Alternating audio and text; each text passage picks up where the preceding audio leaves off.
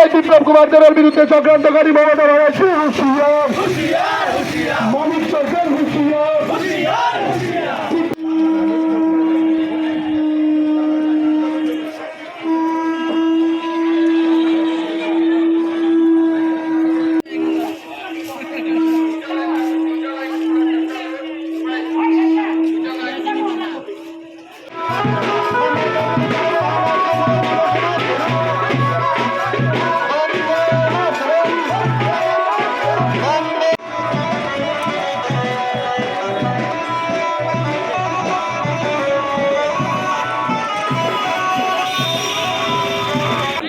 কলকাতা থেকে ৫-৭ দিন পূর্বে কিছু উটকো নেতা এসেছিল।